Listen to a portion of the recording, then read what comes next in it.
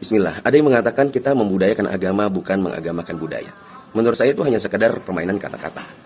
Kalau kita mau jujur sebagai seorang muslim yang baik, sebenarnya kita akan lihat bahwa tidak bisa kita mengatakan saya akan membudayakan agama. Karena berapa banyak hal-hal yang merupakan budaya di dalam keindonesiaan kita, dan itu bertentangan dengan agama Islam yang kita anut. Sebenarnya yang jujur itu adalah mengatakan seperti ini. Budaya itu ada dua. Ada yang sejalan dengan agama, tidak bertentangan, maka itu boleh dilakukan. Yang kedua, ada budaya yang memang pada dasarnya sudah bertentangan dengan agama, maka itu tidak boleh dijalankan oleh seorang muslim yang baik dan tidak boleh dilestarikan. Contoh budaya kita yang itu tidak bertentangan dengan agama kita adalah, misalnya sekarang saya pakai baju batik. Ini adalah budaya. Kemudian di dalam agama kita ternyata tidak ada larangan menggunakan baju bercorak bunga misalnya, yang kita kenal dengan batik seperti ini. Ketika didesain pun ternyata bisa jadi outfit buat dakwah atau buat khutbah Jumat malah. Maka pada dasarnya tidak apa-apa.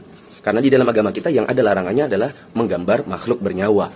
Jadi kalau nanti batiknya adalah gambar makhluk bernyawa, di sini ada larangannya dalam agama kita. Adapun bunga-bunga nggak ada masalah. Oh ya, apa larangannya tadi buat makhluk bernyawa? Nabi SAW mengatakan, Ya Aisyah, inna asyaddan nasi adaban yawmal qiyamati alladzina yudhahikuna bi khalqillah. Wahai Aisyah, sesungguhnya orang yang paling keras siksanya nanti di hari kiamat adalah orang-orang yang menggambar dan menirukan ciptaan Allah. Dan di sini yang dimaksud adalah makhluk bernyawa. Contoh lain dari budaya yang pada dasarnya dalam agama kita tidak bertentangan, bahkan itu bisa sejalan, adalah budaya bersalaman dengan orang tua dan mencium tangannya, misalnya ketika pergi sekolah. Di dalam agama kita tidak ada tuntunan khususnya. Tapi, ternyata ini bisa sejalan dengan agama kita, maka silakan saja. Karena kita dituntunkan untuk birrul walidain. Contoh budaya yang tidak pernah bisa sejalan dan gak akan pernah bisa dilakukan oleh orang-orang yang merupakan muslim yang baik. Misalnya, aksesoris rambut. Yang di dalam Islam itu diwajibkan bagi perempuan untuk menutup aurat. Tapi aksesoris ini ternyata bertentangan. Dia malah membuka aurat.